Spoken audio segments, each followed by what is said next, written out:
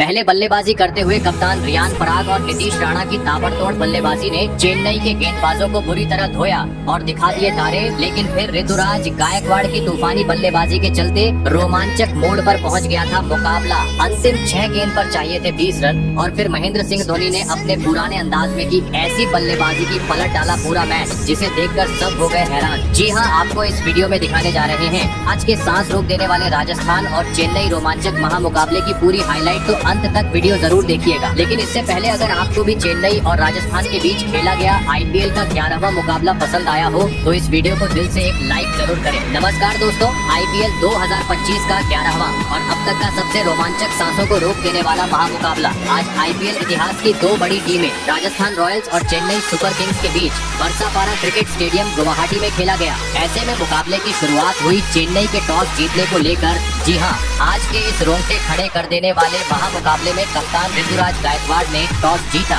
और पहले गेंदबाजी करने का फैसला किया और विपक्षी टीम राजस्थान को बल्लेबाजी के लिए आमंत्रित किया था। फिर मुकाबला शुरू हुआ। रनों की बारिश करने के इरादे से राजस्थान की ओर से यशस्वी जायसवाल और संजू सैमसन ओपनिंग बल्लेबाजी करने के लिए मैदान में उतरे। दोस्तों, इन दोनों ही बल्लेबाजों के कंधों पर इस महामुकाबले में अपने टीम को एक विस्फोटक ओपनिंग शुरुआत दिलाने की बड़ी जिम्मेदारी थी। लेकिन दोस्तों, चेन्नई के खिलाफ इस महामुकाबले में राजस्थान की शुरुआत काफी खराब रही। जी हाँ, भले ही पहले ही गेंद पर स्ट्राइक पर खड़े बल्लेबाज यशस्वी जायसवाल ने एक तेज तर्रार चौका जड़ा, लेकिन वह अपने पारी को ज्यादा वक्त तक आगे नहीं बढ़ा पाए और तीसरी ही गेंद पर एक बार फिर बड़ा शॉट खेलने के चक्कर में रविचंद्रन अश्विन को एक आसान सा कैच थमाकर अपना कीमती विकेट गवा बैठे।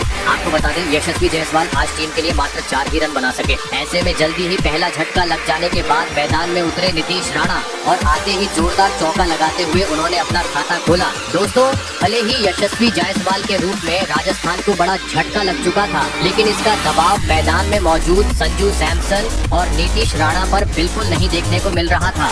जी हाँ, क्योंकि इसके बाद इन दोनों ही बल्लेबाजों ने आतंक मचा दिया और चेन्नई की गेंदबाजों के खिलाफ विस्फोटक अंदाज में ताबड़तोड़ बल्लेबाजी करते हुए पहले 4 ओवर में ही स्कोर बोर्ड पर 45 रन लगा दिए। दोस्तों, पावर प्ले में ही आज हल्ला बोल के नारे मैदान में सुनाई दे रहे थे और इसी बीच मैच का 5वां ओवर स्ट्राइक पर खड़े बल्लेबाज नीतीश राणा ने बुरी तरह फोड़ डाला और इस ओवर में 2 गगनचुंबी छक्के और एक करारा चौका जड़ते हुए महज 21 गेंद में चेन्नई के खिलाफ अपना तूफानी 50 जड़ दिया। वहीं दोस्तों, पावर प्ले के अंतिम ओवर में भी नीतीश राणा ने एक गगनचुंबी छक्का जड़ा और 6 ओवर का खेल खत्म होने तक टीम को 79 रनों तक पहुंचा दिया। दोस्तों, विकेट गिर जाने के बावजूद पावर प्ले में राजस्थान को एक धुआंधार शुरुआत मिल चुकी थी, लेकिन अब मैदान में मौजूद संजू सैमसन और नीतीश राणा के कंधों पर जिम्मेदारी थी कि पावर प्ले के बाद भी अपनी यही बल्लेबाजी जारी रखें और ताबड़तोड़ अंदाज में टीम का स्कोर आगे बढ़ाएं। लेकिन दोस्तों, पावर प्ले खत्म होने के बाद नीतीश राणा का साथ निभा रहे संजू सैमसन गलती कर बैठे और मैच के 8वें ओवर की तीसरी गेंद पर बड़ा शॉट खेलने के चक्कर में कैच आउट होते हुए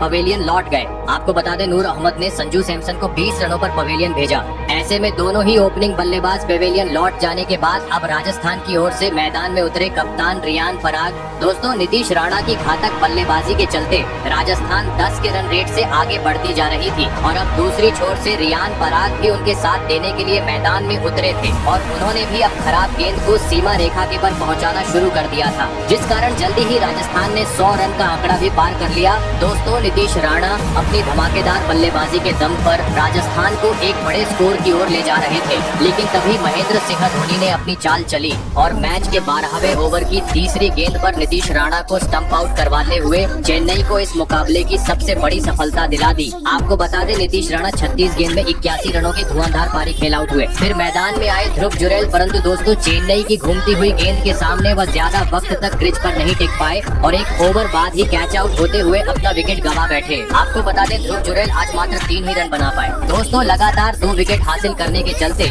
चेन्नई की टीम अब मुकाबले में वापसी करती हुई नजर आ रही थी, क्योंकि 4 बड़े बल्लेबाज अब पवेलियन लौट चुके थे। ऐसे में अब कप्तान रियान पराग का साथ निभाने मैदान में उतरे वानिंदु हसरंगा। लेकिन दोस्तों, राजस्थान का विकेट गिरने का सिलसिला रुकने का नाम ही नहीं ले रहा था। जी हाँ, क्योंकि मैदान में उतरे नए बल्लेबाज हसरंगा भी टीम के लिए आज कुछ खास योगदान नहीं दे पाए और मैच के 15वें ओवर की पहली गेंद पर छक्का लगाने के चक्कर में बाउंड्री पर कैच आउट होते हुए अपना विकेट गवा बैठे। आपको बता दें वानिंदु हसरंगा 4 रन बनाकर आउट हुए। दोस्तों, लगातार झटके लगने के चलते राजस्थान की टीम अब दबाव महसूस करने लगी थी और यह दबाव पवेलियन में बैठे राहुल द्रविड़ के चेहरे पर भी साफ दिखाई दे रहा था। तो वहीं दूसरी ओर पूरा स्टेडियम चेन्नई के नाम से गूंज रहा था, क्योंकि 5 महत्वपूर्ण बल्लेबाज राजस्थान के अब पवेलियन की राह पकड़ चुके थे। ऐसे में दोस्तों, अब चेन्नई के गेंदबाजों का सामना करने मैदान में उतरे विस्फोटक बल्लेबाज शिमरन हेटमायर। चेन्नई के सामने यहां से अगर बड़ा लक्ष्य खड़ा करना था तो मैदान में मौजूद सेठ बल्लेबाज कप्तान रियान पराग और शिमरन हेटमायर को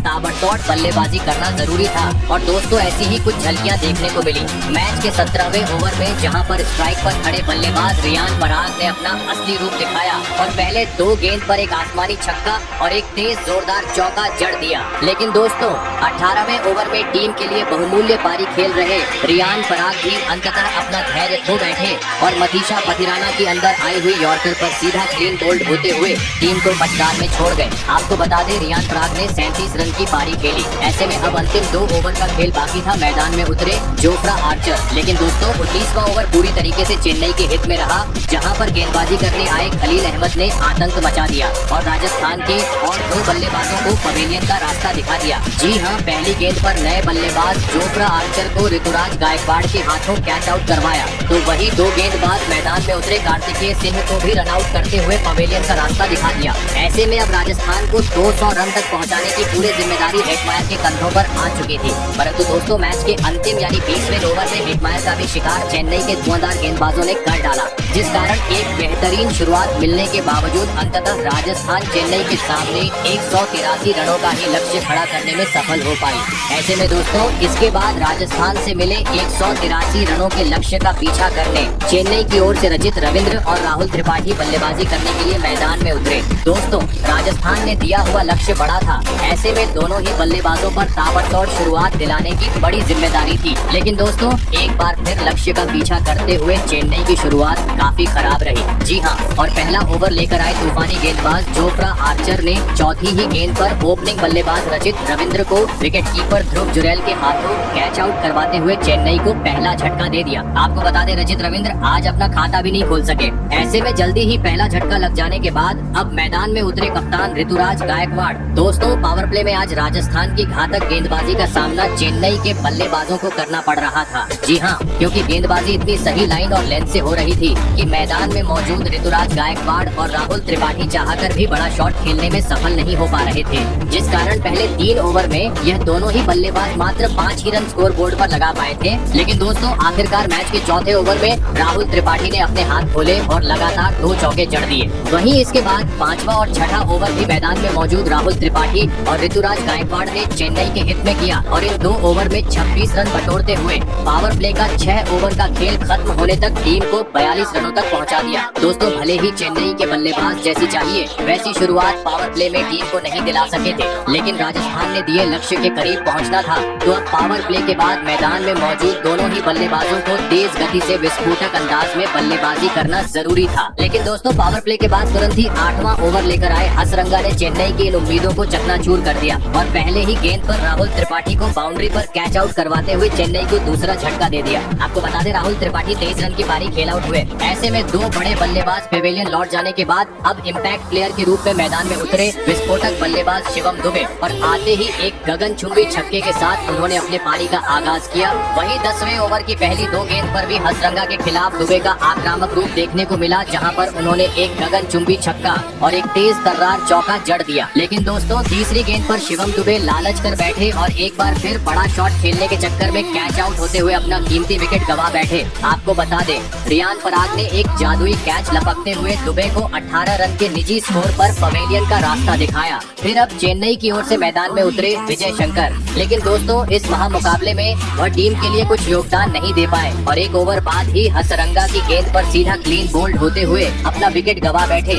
आपको बता दें, विजय शंकर 6 गेंद में 9 रन की एक खराब पारी खेल आउट हुए। दोस्तों, लगातार झटके लगने के चलते चेन्नई की टीम अब दबाव महसूस करने लगी थी और पवेलियन में बैठे धोनी भी काफी चिंतित नजर आ रहे थे। ऐसे में अब कप्तान ऋतुराज का साथ निभाने मैदान में उतरे रविंद्र जडेजा जरूरत थी एक साझेदारी की, और ऐसा ही कुछ इसके बाद कुछ वक्त तक देखने को भी मिला। और इसी बीच ऋतुराज गायकवाड़ ने टीम के लिए एक बहुमूल्य 50 जड़ दिया। लेकिन दोस्तों, अब दूसरी छोर से जडेजा को भी हाथ खोलना जरूरी हो चुका था, क्योंकि अब मुकाबला अपने अंतिम चरण की ओर बढ़ रहा था। जी हाँ, क्योंकि अब 30 गेंद में चेन्नई को जीत के लिए 60 रनों की जरूरत थी। लेकिन तभी 16वें ओवर में बहुमूल्य पारी खेल रहे ऋतुराज गायकवाड़ कैच आउट होते हुए अपना विकेट गंवा बैठे। ऐसे में अब मैदान में उतरे सबके चहेते महेंद्र सिंह धोनी। लेकिन दोस्तों, 17वें और 18वें में ओवर में चेन्नई के बल्लेबाज मात्र 12 ही रन बटोर पाए, जिस कारण अब 12 गेंद में 39 रनों की जरूरत थी, जहां पर महेंद्र सिंह धोनी और रविंद्र जडेजा ने आतंक मचा दिया और इस ओवर में 3 आसमानी छक्के जड़ दिए, जिस कारण अब 7 गेंद पर 20 रनों की जरूरत थी। लेकिन तभी महेंद्र सिंह धोनी छक्का लगाने के चक्कर में अपना विकेट गंवा बैठे और इसी के साथ चेन्नई की यह मुकाबला जीतने की उम्मीदें भी खत्म हो गयी। जी हाँ, क्योंकि इसके बाद कोई भी बड़ा शॉट नहीं देखने को मिला और अंततः राजस्थान ने यह मुकाबला 6 रन के अंतर से अपने नाम कर लिया। आपको बता दें, राजस्थान से मिली शर्मनाक हार के बाद चेन्नई के खिलाड़ियों में निराशा साफ दिखाई दे रही थी। तो दोस्तों, आज के जीत का असली हीरो आप राजस्थान के किस खिलाड़ी को मानते हो? कमेंट करके जरूर बताइएगा। धन्यवाद।